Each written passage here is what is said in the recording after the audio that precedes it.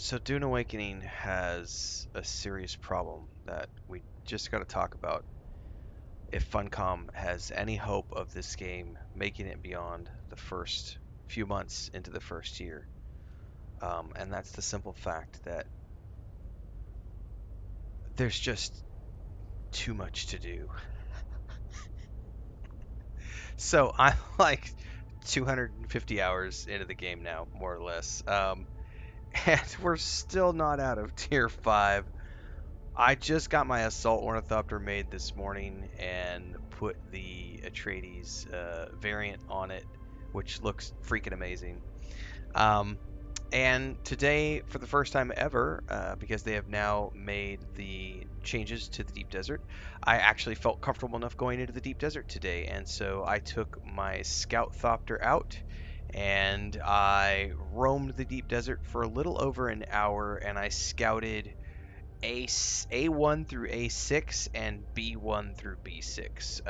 So I came out on A5 on the edge of A6, so I scouted A6 and B6, and then I went on the screen. It would be that way. I went that way and scouted all the way to the edge corner, and then came back around because our guild is going to be going in this weekend and doing our first Imperial testing stations in the deep desert as a group. So there's like 10 or 12 people in the guild. There might even be more than that. I actually don't know.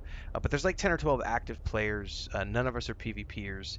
But people are starting to get up through tier 4 and tier 5 and kind of ready to start getting some of the components together um, in the early sections of the deep desert so that we can start getting together better gear, and getting through to the ends of the tier 5 at the beginning of the tier 6, um, gear sets and stuff. And so we're about ready to go in there as groups. Those dungeons are designed for 4-man parties. So we've been. What I did today was I went and I scouted and checked out the deep desert for the first time. And what's really interesting to me is um, when I go to the Dune Awakening um, Discord, there are a lot of people who claim, also on my videos, we get a lot of people, and I notice that they always have usernames that sound weird and end in a bunch of numbers, which is genuinely and generally a bot. It's generally somebody who's just a bot or somebody who's created an account just for trolling purposes, but be that as it may. Um, You'll see commentary along the lines of nobody builds bases in the PvE sections of the deep desert down by the entrance.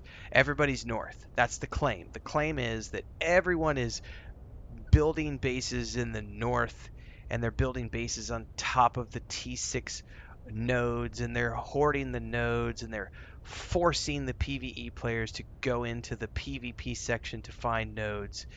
And I did not see that today when I went into the deep desert. Because what the claims are is that no one builds down on the borders. Everyone claims if you go to the Dune Awakening Discord or if you go to like Reddit or anywhere where the trolls exist, you'll see those people spewing hyperbole about how nobody does anything in the southern part of the deep desert. They race to the edge and they claim all the stuff and they force. That's what you're hearing is that the PvPers take all of the nodes in the northern parts of the PvE section, the safe parts. They take all the nodes and build a bunch of bases, and they force players to go into the PvP sections, and they don't leave anything in the southern part.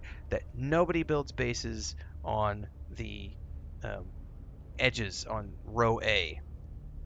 So when I flew into my deep desert today, I was genuinely surprised to see around 50 to 60. I kind of quit counting after a few dozen bases that just lined the strip of A into B all the way down from A6 down all the way over there to A1. Don't take my word for it. Go back and watch the stream from earlier today.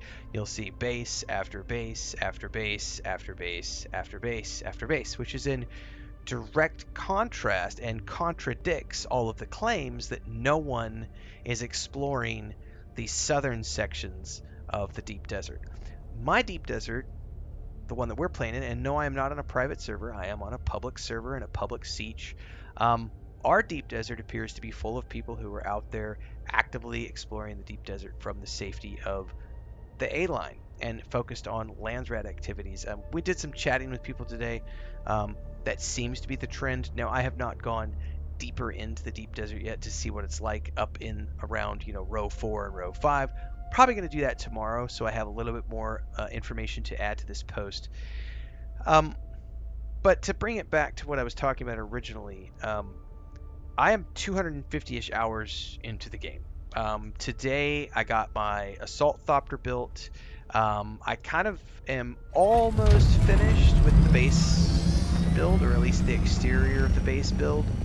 I now have to focus on getting a bunch of guild, like storage chests and stuff available for guild members. I've still got more stuff to do exterior-wise. I got to build a bunch of new power stations. And then it's interior decoration time. But before I even get to the interior decoration, what we're working on starting tomorrow, as an example, is going in and starting the production of, what is it here? Yeah, this stuff. So I'm going to build my first spice refinery tomorrow. Before I can do that, I got to place a couple more wind turbines to be able to. So I've got the wind turbine stuff ready to go. I just got to make some steel ingots in the morning.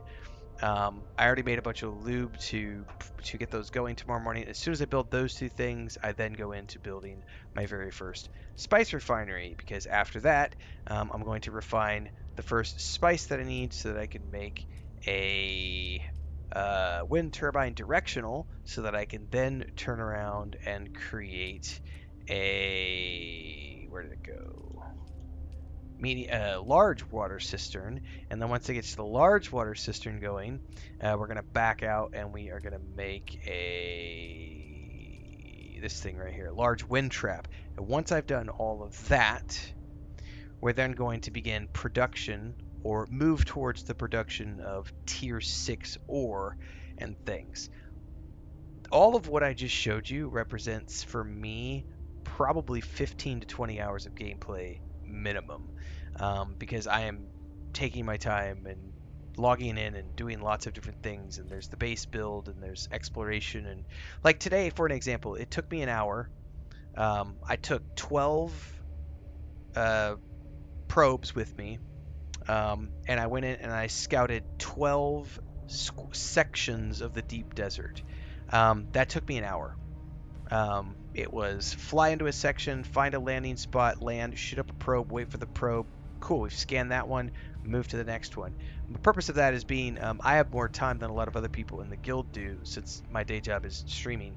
So I'm able to hop on and go through and just pre-scout everything in advance, so that when Saturday rolls around and people have free time to play together as a group, we already have a bunch of quadrants already scanned out, so that we can go, hey, I found these 5 testing stations, let's go hit those. And then once we're done with that, if we want to do some more exploration, we could load up with some more survey probes and head north and explore some more. So there is a lot to do in this game. Beyond the main story, there's the base building. Beyond the base building, there is simply building more vehicles. Beyond building more vehicles, I've already been talking about, as an example, creating a Harkonnen alt that I created on a different server to go see the Harkonnen side of the story. Quick commercial break, everyone, to celebrate and give thanks to all of these amazing people who keep me on the air full time. Really appreciate the support.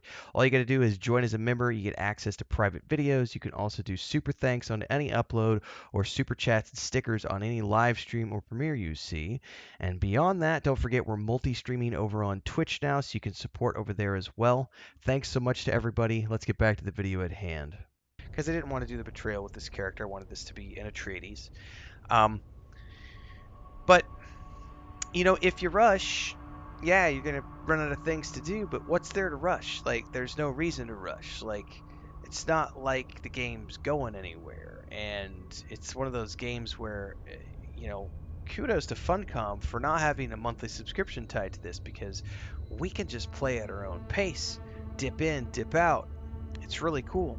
One of the things we were looking at today, as an example, is we went back and we were talking about live service games and how they evolve over time. It's a great conversation, by the way. If you're not tuning into the live streams, these are the reasons why you should tune into the live streams. And so we pulled up the patch list for Lord of the Rings Online, which has been running for about 18 years now. And we went back and we looked, and there are a couple hundred. We kind of quit counting, but there have been a couple of hundred of updates that have happened between the launch of the game and now. Most of those have been free updates in between expansions. Now that's a live service game which also has a running subscription, or it used to. Nowadays it's free to play with an optional sub and a cash shop. But the point we were looking at was looking at live service games like World of Warcraft, Lord of the Rings Online, Star Wars: The Old Republic, Star Trek Online, EverQuest 1, EverQuest 2, Guild Wars 1, Guild Wars 2. Live service games get patched and they have story updates and things evolve over time. And going back to what Joel said at the beginning of this game, a live service game is at its worst on the day that it launches, because every day from that point forward, new stuff gets added to the game. More content gets added to the game. More features get added to the game. More classes, more abilities. All of these things get added to the game, along with, yes, balance passes to help work out those launch day kinks. But um, the idea that there's nothing to do in this game, because I hear people talking about how there's no point to play this game. They took away the PvP. I've seen some people claiming that they deserve a refund because of false advertising. I'm like, no, that didn't actually happen. You made this stuff up in your head about what you thought the company said the game was versus what the company actually said the game was. But looking at how much content is out there available to play, I'm not worried about running out of things to do.